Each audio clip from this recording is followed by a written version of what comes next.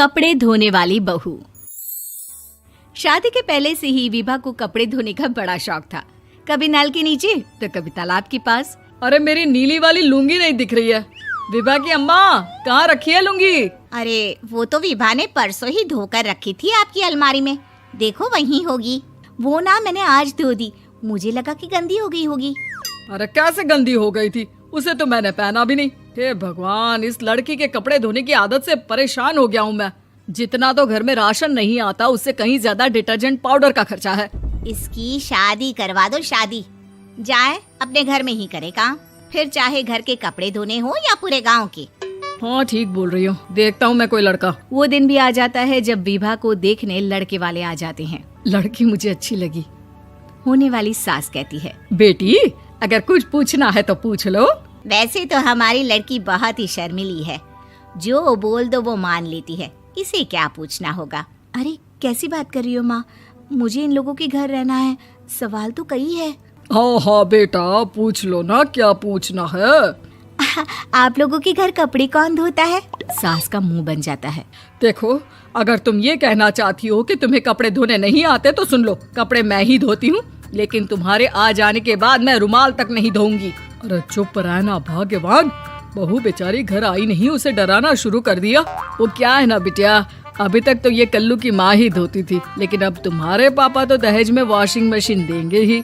तभी विभा की माँ बोल पड़ती है, सवाल भी पूछा तो क्या। वैसे भाई साहब, मशीन की तो फिर भी कपड़े धोने की कैपेसिटी होती है, मतलब जो बिटिया दे रहे हैं ना विभा, इसे कपड़े धोने का बहुत शौक है। ये आप लोगों की क्या, आस पड़ोस गांव मोहल्ले सबके कपड़े धो दे और उफ तक ना करे। बाहर देखा नहीं आपने कितने कपड़े सूख रहे हैं, सब हमारी बिटिया ने ही तो धोए हैं। बस भी करो ना माँ, शर्म आ रही इतनी तारीफ सुनकर। और तो और एक दाग निकाल कर दिखाओ तो मान जाओ। हाँ अच्छा माफ करना बेटा, मैंने गलत समझा, हमें तो रिश्ता बहुत पसंद है। और ऐसे जुड़ जाता है रिश्ता कपड़े धोने का शौक रखने वाली विभा का। उसकी शादी हो जाती है कोयला फैक्ट्री में काम करने वाले कल्लू के साथ। शादी के बाद अचानक विभा चिल्लाती हुई सास के पास आती है। सासू माँ, अरे सासू माँ कहाँ है आप?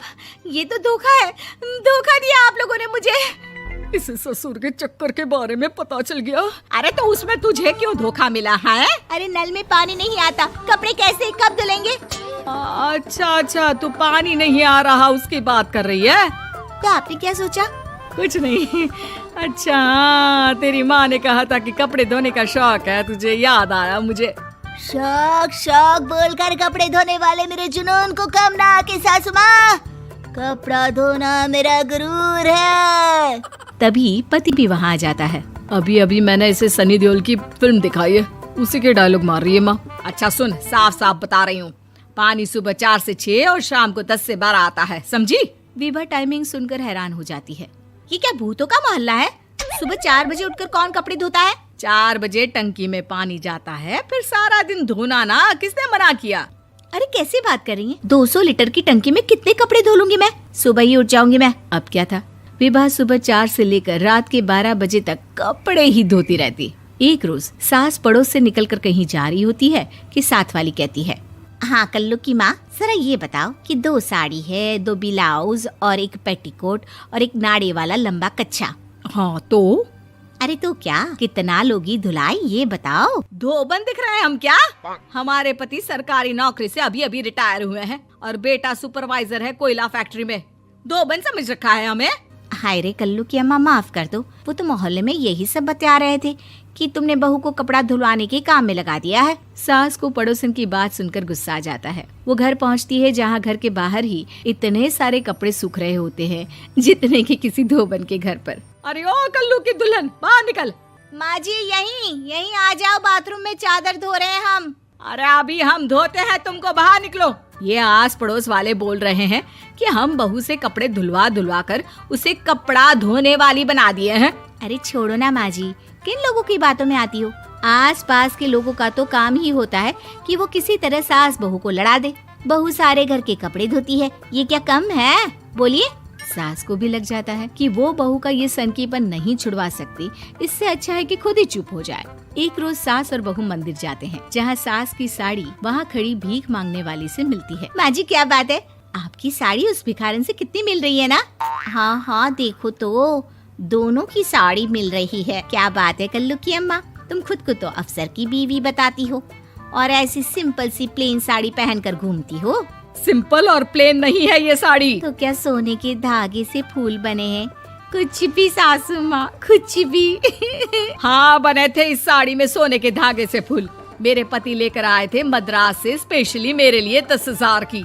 ताहे भाई साहब इस भिखारन के लिए भी सेम टू सेम साड़ी लेकर आए होंगे 10,000 की। सास उस वक्त तो कुछ नहीं कहती, लेकिन बहू के साथ घर आती है और अलमारी से एल्बम निकाल कर लाती है। ये साड़ी देख रही है, ये वही साड़ी है जिसे मैंने अभी पहना था। इस साड़ी में ये जो चमकदार फूल दिख रहे हैं ना, ये सोने के धागों से काटे गए हैं। लेकिन तू लोकल वॉशिंग मशीन ब्रश से घिस घिस कर सारे फूलों को निकाल कर साड़ी प्लेन कर दी। मुझे माफ कर दीजिए सासू माँ। और तो और, जब मैंने तुझे तेरी गलती के लिए कुछ नहीं कहा, लेकिन तूने तो सबके सामने मेरा मजाक ही बना दिया। क्यों? बहू को समझ में आ जाता है कि अब से उसका कपड़े धोना बंद।